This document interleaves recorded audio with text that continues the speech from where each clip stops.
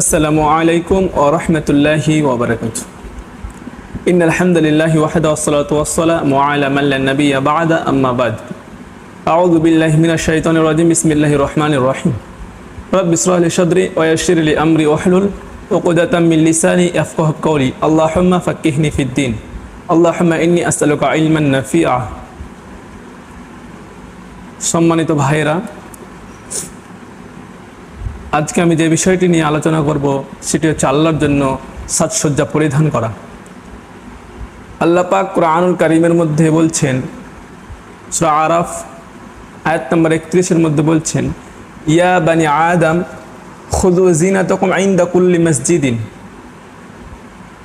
যে হে বানি আদম, তোমরা প্রত্যেক সালাতের সময় সাজসজ্জা পরিধান করে নাও। আল্লাহ যেন আমাদেরকে বলছেন সলাতের পূর্বে এবং যে কোনো স্থানে তুমি তোমার পোশাকের প্রতি যত্নবান হও, তোমার সৌন্দর্যের প্রতি মনোনিবেশ করো। আমার সামনে দাঁড়াবার পূর্বে নিজেকে আগে প্রশংসনীয় রূপে উপস্থাপন করো।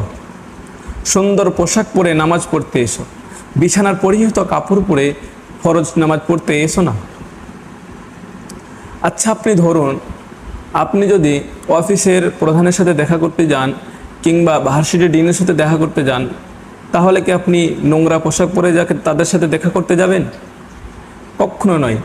আপনি সেই ড্রেসটা এবং সেই পোশাকটি পরে যাবেন যেটা আপনার সবচাইতে দামি এবং দেখতে সুন্দর, আপনি সেই পোশাকটি পরে যাবেন। তাদের সামনে যৌথ পোশাক পরে যাবেন না। কেন এই জিনিসটা এতটা গুরুত্বপূর্ণ? আপনি যদি সলাতের জন্য কাপড় ইস্ত্রি করেন, তাহলে আপনার মনে আসবে আপনি সলাতের সম্পর্কিত একটি কাজ করছেন। আপনি যখন সলাতের জন্য আপনার ড্রেসটা চয়েস করবেন যে আমি এই জামাটা এবং এই পাঞ্জাবিটা, আমার এই জিনিসটা আমি সলাতে পরে যাব, তাহলে আপনি সলাতের জন্য কি করছেন? একটা প্রস্তুতি নিচ্ছেন। মানুষ সাধারণত পার্টিতে গেলে কি করে? সুন্দর পোশাক পরে যায়। কেন যায়? কারণ তার আশপাশের মানুষগুলি তাকে দেখবে, দু একটা হয়তো ছবিও তুলে নিতে পারে, তাই সুন্দর পোশাক পরে যায়। আচ্ছা ধরুন যদি সেখানে কোনো মানুষ, কোনো লোকজন না থাকে, তাহলে কি সে নতুন পোশাক এবং সুন্দর পোশাক পরে যাবে? সেজেগুজে যাবে? সেজেগুজে যে কি বসে থাকবে? থাকবে না। কেন? কারণ সে কার জন্য সেজে যাবে? তাকে কে দেখবে? তো মানুষ প্রায় বলে যে আমি কিভাবে তার পরিপূর্ণতা উপস্থিতি উপলব্ধি করতে পারবো। আল্লাহ সুবহানাহু ওয়া তাআলা তাদেরকে লক্ষ্য করে বলেন, তোমরা সলাতে সুন্দর পোশাক পরে আমার সামনে এসো। তাহলে আমাদের প্রথম কাজ হলো নিজেকে উত্তম পোশাক পরা, উত্তম পোশাক দিয়ে আবৃত্তি করা।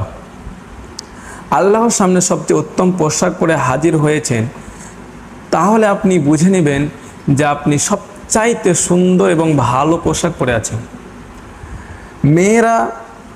মহিলারা জানে যে তাদের জন্য বোরখা পরা, পর্দাশীল থাকা কতটা জরুরি। সেটা মানে না। যখন দেখবেন মেয়েরা সালাত আদায় করতে যায় মসজিদে, তখন কি করে? তখন সুন্দর পোশাক, বোরখা টোরখা পরে তারা সালাত আদায় করতে যায়। কারণ তারা জানে তারা কার সামনে এবং কার সাথে তারা সাক্ষাৎ করতে যাচ্ছে। ছেলেদের জন্য এই কথা প্রযোজ্য। আপনি যদি সালাতে সুন্দর পোশাক পরে যান, তাহলে আপনি যদি এই জিনিসটা উপলব্ধি করতে পারেন যে হ্যাঁ আমি সালাতে সুন্দর পোশাক পরে হাজির হয়েছি, তাহলে আপনি বুঝে নেবেন যে আপনার যে পোশাকটি পরে গেছেন সে পোশাকটি সব জায়গাতে আপনার প্রশংসনীয় হবে এবং প্রত্যেকটা লোক এই পোশাককে পছন্দ করবে। পরিশেষে আল্লাহ তাআলার কাছে দোয়া করি আমরা যেন সুন্দর পোশাক পরে সালাত আদায় করতে যাই এবং সব সময় এনি টাইম আমরা যেন কি করি? সুন্দর পোশাক এবং আমাদের শরীর যেন পরিষ্কার থাকে। আসসালামু আলাইকুম ওয়া রাহমাতুল্লাহি ওয়া বারাকাতুহু।